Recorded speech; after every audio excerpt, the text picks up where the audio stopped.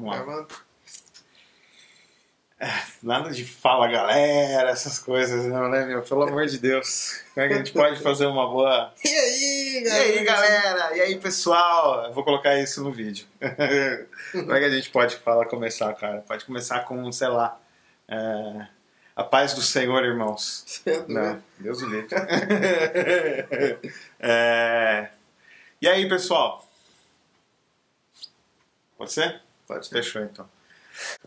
E aí, pessoal? Nós somos aqui do Justos e Pecadores. Eu sou o Surian. Denício Godoy. E a gente vai falar hoje sobre um tema meio espinhoso. Muita gente que assiste a gente provavelmente é dessa vertente. Então a nossa intenção aqui não é atacar você de jeito nenhum, mas trabalhar um pouco, digamos assim, a sedução, né, o interesse que as pessoas cristãs de igrejas históricas têm por esse movimento e que nós achamos meio incoerente, né? Lógico que nós amamos as pessoas desse movimento, né? A gente acha que temos muitos amigos e parentes que são desse movimento, mas e a gente não quer deixar de ter amizade com essas pessoas, não achamos essas pessoas uns demônios, né? Deus o livre, tem gente que trata muito mal esse pessoal, né? Sim. E a gente não quer tratar mal ninguém, só que existem doutrinas diferentes, né?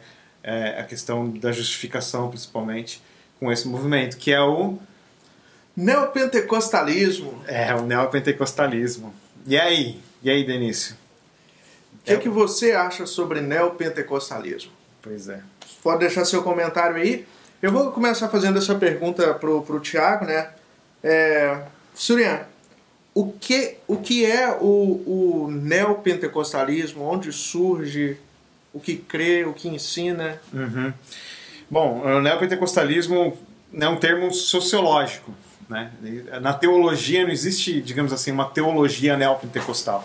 Existem teologias dentro desse movimento. A sociologia, ela trabalha com o termo neopentecostalismo, um novo pentecostalismo, né? A teologia também aborda isso, fala as igrejas neopentecostais, as religiões neopentecostais, mas não existe uma teologia só. Você pode pegar, por exemplo, a Igreja Universal do Reino de Deus e a Igreja Batista da Lagoinha, elas são em duas igrejas neopentecostais diferentes. Sim. Elas têm uma teologia diferente.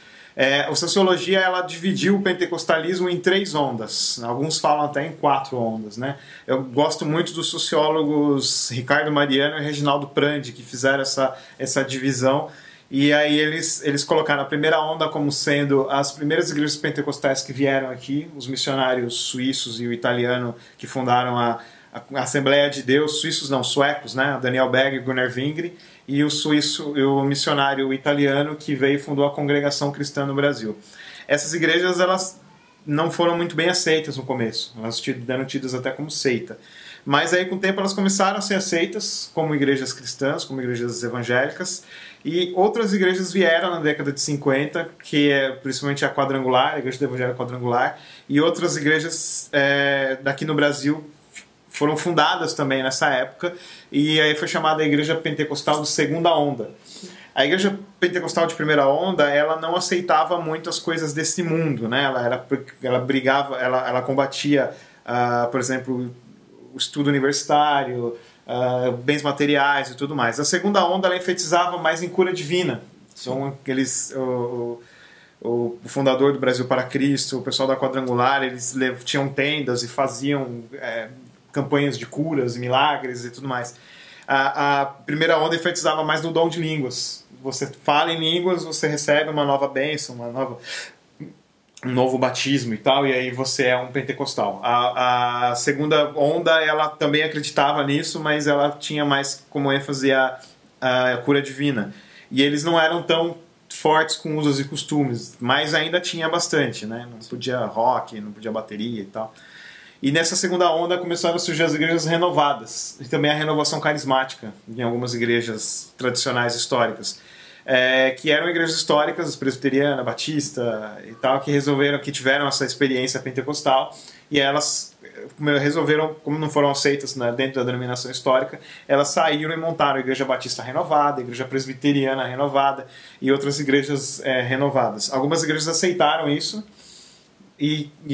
como a Igreja Católica, e você tem a Renovação Carismática Católica. O neopentecostalismo é a terceira onda do pentecostalismo. Lá no final da década de 70, nomes como o R.R. Soares montou a Igreja da Graça e o Bispo Macedo montou a Igreja Universal do Reino de Deus, que eles não condenavam as coisas materiais, eles incentivavam as coisas materiais. Dizia que Deus ele não proibia que você tivesse coisas materiais, mas Deus queria que você tivesse coisas materiais, que se você orasse, se você tivesse fé, você acreditasse, você teria coisas materiais. Eles pegaram um pouco da segunda onda, falando de cura divina, que você, ao ter fé, você pode ter curas divinas, e também criaram essa ideia da teologia da prosperidade, não eles que criaram, eles trouxeram dos Estados Unidos, a teologia da prosperidade, dizendo que se você, pela fé, você pode ter coisas materiais. E aí, na década de 90, surgiram outras igrejas, como a Igreja Renascer em Cristo também, que acredita nisso, e outras igrejas que eram ou renovadas, carismáticas, pentecostais, começaram a entrar nessa onda e começaram a acreditar que a fé, nos Estados Unidos, é chamado movimento da fé, o neopentecostalismo, né? Então eles começaram a interpretar a fé como sendo um poder, tanto que eles falam muito unção, como se fosse um poder, uma coisa assim, que você acredita e você realiza, você conquista, você tem aquilo que você acredita. Então, várias igrejas entraram nisso, né? Muitas Assembleias de Deus, a Igreja Batista da Lagoinha, que não era, começou a entrar.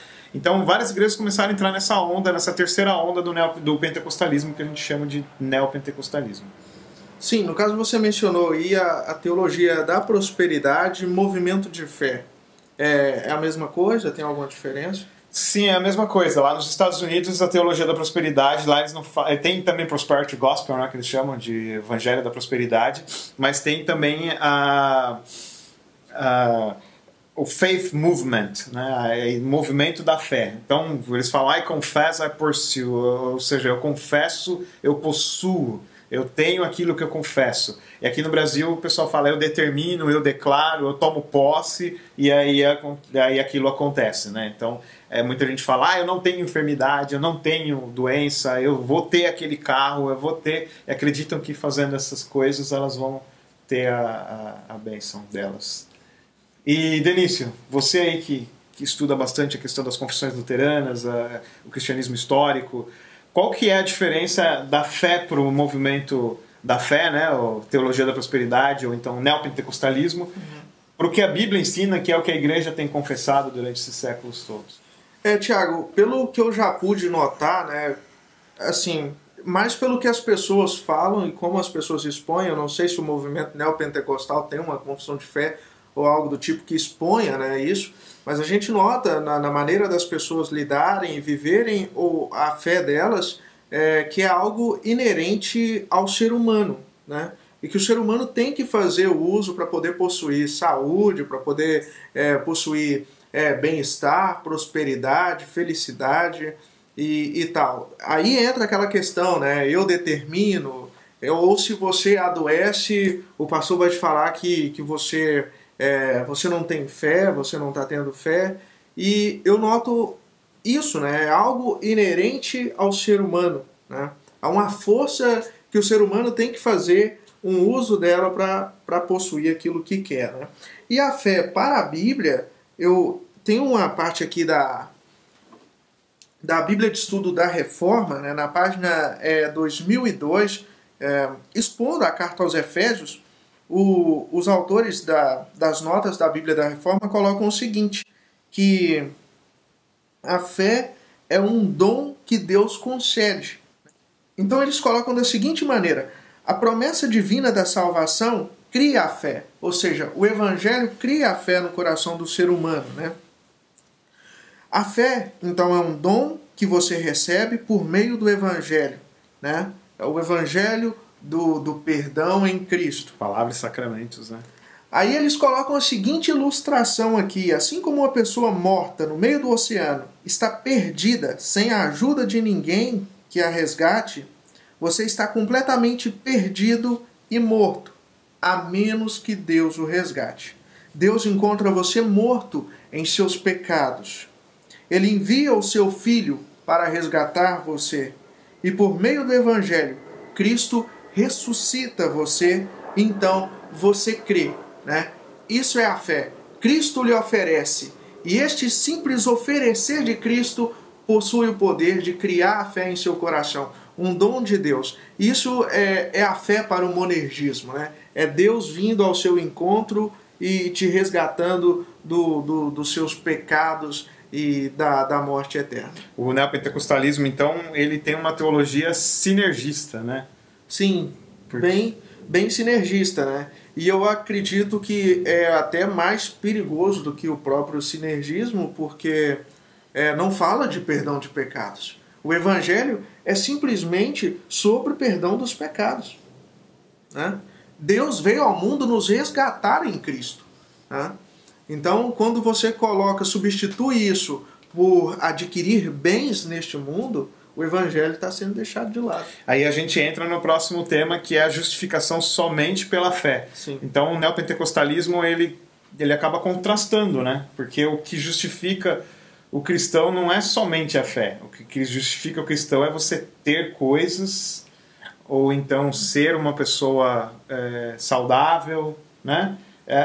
Eu já ouvi muito isso, inclusive no hospital, né, que a gente fazia a capelania. Sim. Tinha muitos evangélicos que falavam que eles estavam ali no hospital porque... Para pagar, né? Para pagar pecados. Para pagar pecados. Ou seja, que nem você falou, não tem o perdão. A pessoa tem que pagar. Ela tem que ficar doente. Se ela não tem fé, se ela não anda na linha, conforme as regras humanas que existem... É claro que o que eu estou falando aqui, existem igrejas neopentecostais que não seguem essa linha mais brutal, né? Não podemos generalizar. Mas é um fator muito presente, né, no neopentecostalismo, que é essa ideia de uma meritocracia, né? Sim. De que você tem aquilo que você merece. Se você está doente é porque você merece estar doente. E se você é rico, é porque você merece ter aquela condição, né? E aí o que você teria para dizer sobre a justificação pela fé? O que é a justificação somente pela fé, que acaba sendo contrastada com o neopentecostalismo? Bom, a gente nota no neopentecostalismo uma semelhança muito grande com a teologia popular da época da Reforma, né? As pessoas tinham medo de demônios, tinham medo de tudo, e a fé, a confiança em Cristo estava sendo deixada de lado. Aí que acontece a reforma, né? E a ênfase principal da reforma é a justificação somente pela fé. Lutero fala que esse é o artigo pelo qual a igreja permanece de pé ou cai, né?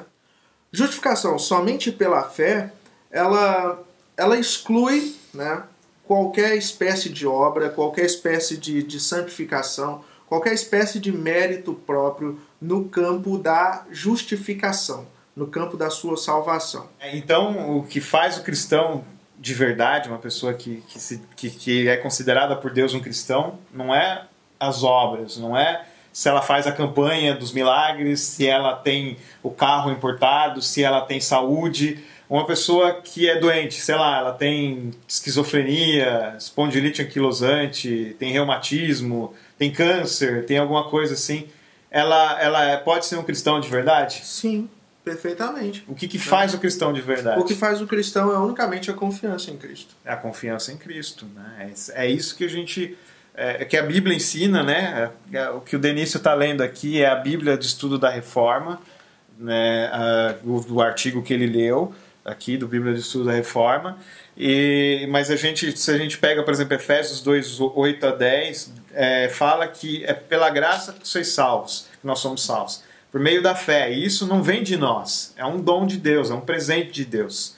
Então, a confiança em Cristo é algo que Deus dá pra gente, né? E a confiança em Cristo não é para ter carro do ano, não é para ficar saudável, porque às vezes a gente é doente, né? Às vezes a gente tem problemas de saúde, né?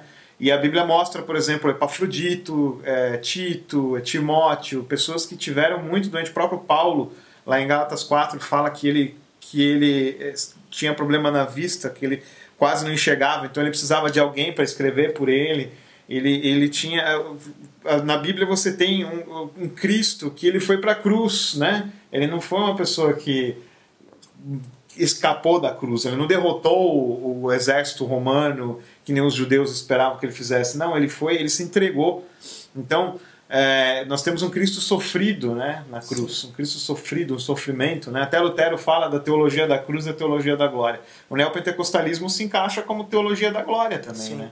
Porque você tem um Cristo glorioso que os judeus esperavam, um Messias que os judeus esperavam, e não o Cristo da cruz, né? O Cristo da cruz. E a gente nota na vida de Jesus, né?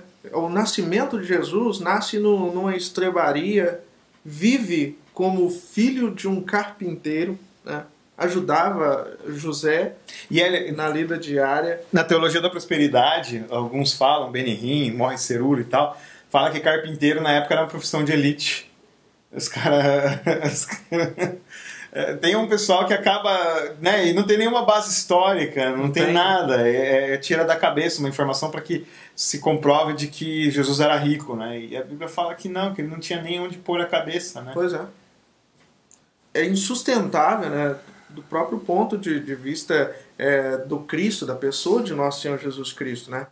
E voltando aqui ao assunto da justificação pela fé, Romanos 3:28, o apóstolo Paulo diz: concluímos que o homem é justificado pela fé independentemente das obras da lei, né? Ou seja, não vai entrar obras da lei. Aqui o apóstolo Paulo está falando sobre a lei judaica, né? Sobre o cumprimento da lei judaica, e a gente pode olhar isso com regras eclesiásticas também. Ninguém é justificado por regras eclesiásticas, pelo legalismo em si, né? Pelas regras que as pessoas, não só as leis judaicas, mas que nem o pessoal fala, vem aqui fazer 7 semanas, não pode faltar, tem que ter 7 semanas. Eu nasci em berço pentecostal, né? Eu não nasci luterano. E na minha infância e minha adolescência foi pentecostal, né? E depois teve outra história de vida aí. Mas enfim... E aí eu lembro que o pessoal falava isso, você tem que ir 7 semanas. Se você faltar uma semana, se você furar uma semana, Deus não vai te abençoar. E eles falavam, por exemplo, que você está quebrando um voto, que você não é um cristão de verdade por não cumprir uma regra humana, que não tem na Bíblia, né? Sim. Na Bíblia a gente não vê campanha, não vê nem os apóstolos falando façam 7 sexta-feiras de unção, não está falando nada disso. A unção lá, ungido é Cristo, né? A unção que nós temos é Cristo, né? Não é um poder mágico para fazer as coisas. E Denício, vamos bater um papo então para finalizar. Como é que a gente pode reagir ao proselitismo e à sedução que o neopentecostalismo exerce sobre os cristãos históricos, no nosso caso, como luteranos?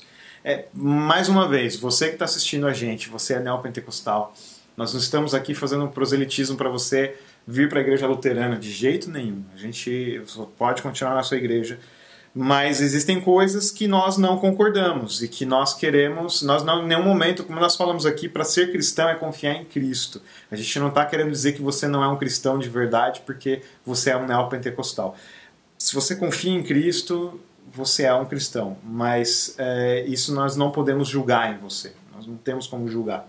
Agora, existem coisas que a Bíblia fala e que a gente não pode deixar de trabalhar, entendeu? Então, e aí a gente fica espantado, né? Como é que pessoas que crescem lendo a palavra de Deus, conhecendo a palavra de Deus, palavras, sacramentos e tudo mais, de repente elas querem ir por um lugar totalmente diferente, ou mesmo trazer isso para a nossa igreja, né? Quer mudar a forma de culto para que seja, para atrair mais jovens, né? Então não que existe uma lei cerimonial, que o culto tem que ser assim, assado, mas a gente vê que algumas ideias são oriundas de movimentos problemáticos, né? Então, às vezes, quer mudar a doutrina, né? Vamos trazer o dízimo aqui para a igreja porque está faltando dinheiro, então vamos colocar quem não dá dízimo vai ser expulso da igreja. Eu não vi isso acontecendo, estou fazendo uma coisa caricata aqui, só uma situação extrema que eu não vi acontecer, não vi. Mas, enfim, por que as pessoas se sentem atraídas por causa disso e como é que a gente pode trabalhar isso daí, explicar para eles que não é assim? Bom, eu vejo isso como um problema de fé, né? Se do ponto de vista eclesiástico está sendo feito, ou seja, ou está... Do ponto de vista eclesiástico, se isso está sendo feito ou alguém está propondo isso, né? Isso é porque a confiança no Evangelho e nas promessas do Evangelho já foram deixadas de lado, né? Uma pessoa assim, ela já não dá ouvidos ao que o Evangelho diz, né? Por exemplo, para trazer pessoas para a igreja, eu tenho que adotar determinada forma de culto mais moderna, né? Ou que eu tenho que trazer características carismáticas para a igreja, neopentecostais, né? Falar de cura, orar em línguas, profecias. Bem, isso é para atrair pessoas, né? Eu acho bem complicado. Tem um autor, se eu não me engano, é professor de um dos seminários luteranos dos Estados Unidos, que ele fala que esse problema é um problema de fé. Eu concordo. Eu acho que assim, a pessoa ela confunde um pouco a igreja com uma comunidade de fé. O principal do culto, que é Cristo ali no corpo, o sangue de Jesus Cristo, nós sentimos a presença de Deus ali quando a gente come o pão e bebe o vinho. É uma coisa, é um privilégio tão grande, né? E a gente ouvir a palavra de Deus, a gente participar ali do sacramento, lembrar do batismo, que nós somos batizados, nós estamos salvos. Jesus guarda a gente. E quer trocar isso tudo por, sei lá, por diversão, por uma coisa, porque a gente tem que modernizar. Eu entendo que a gente tem que realmente algumas coisas atualizar, né? Porque o mundo vai mudando. Mas questões de fé, será que Jesus mudou? Jesus não é o mesmo ontem, hoje, para sempre, né? Será que a gente tem que trazer novas doutrinas para a igreja, sendo que a doutrina da Bíblia não é suficiente? Será que a Bíblia não é suficiente? Então eu acredito que se você se sente atraído, seduzido por isso, eu não estou aqui para te condenar, a gente não está aqui para te condenar de jeito nenhum. Nós também temos problemas de fé, né, Denise? Nós também temos confusões, temos dúvidas, temos fases, né? Mas tente trabalhar isso, sabe? Não se entregue para uma propaganda neopentecostal. Deus abençoe eles, os neopentecostais. Deus abençoe você que é neopentecostal, que está assistindo a gente. A gente não está aqui para julgar vocês, mas nós temos uma doutrina histórica, né, que vem desde os pais apostólicos, desde da Bíblia, e a gente não quer abrir mão disso em nome de novas doutrinas, né? Então, estude mais a doutrina que você nasceu, que você foi batizado, e conheça melhor para que você não se sinta tão atraído por coisas de fora. Deus não precisa de técnicas mil e de invenções, inovações para salvar pessoas, né? Ele salva através da pregação da palavra e dos sacramentos. Então a gente se contenta com o que a Bíblia ensina, né? Bom, hoje a gente vai recomendar então alguns livros sobre o assunto, tá? O primeiro livro que eu vou recomendar é Hank Hanegraaff, Cristianismo em Crise. Vamos ver se focou. Então tá.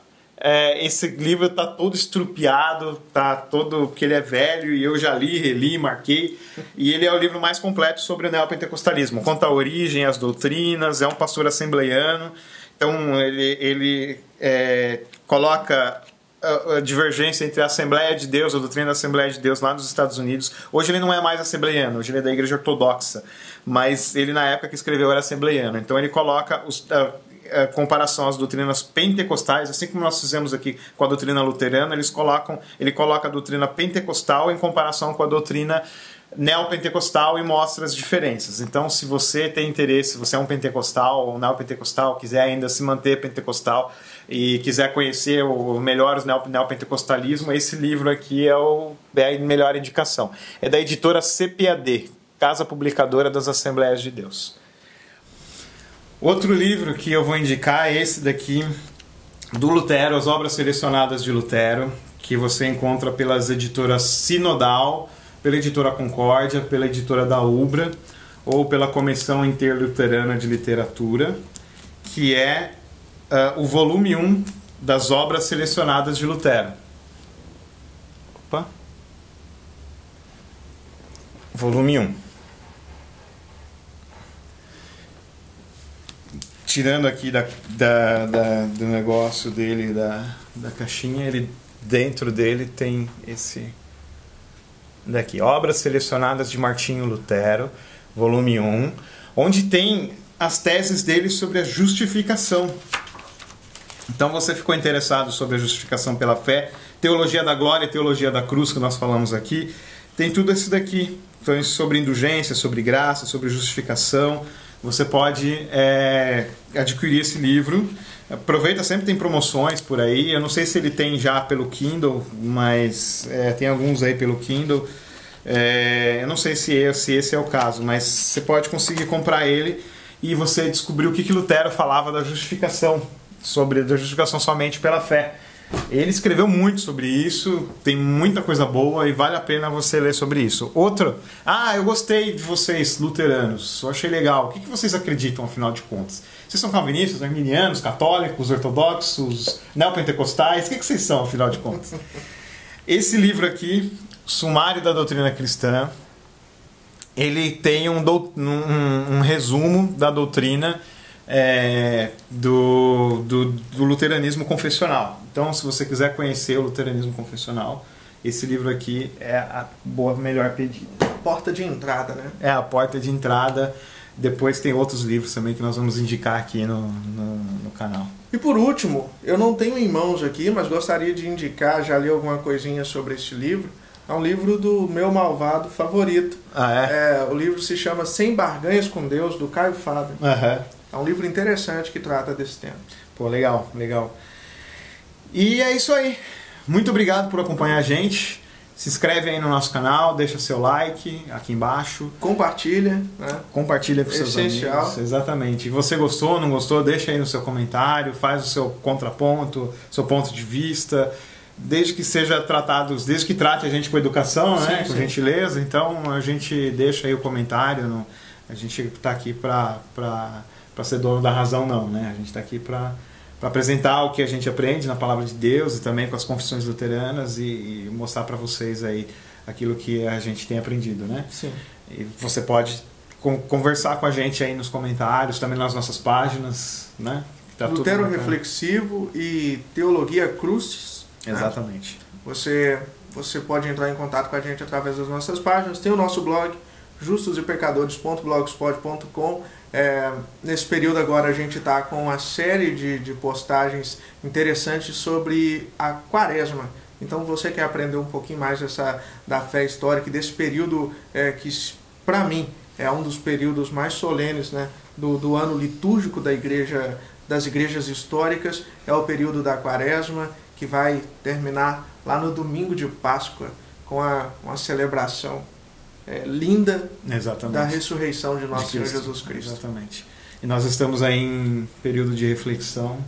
Sim. E de penitência, né?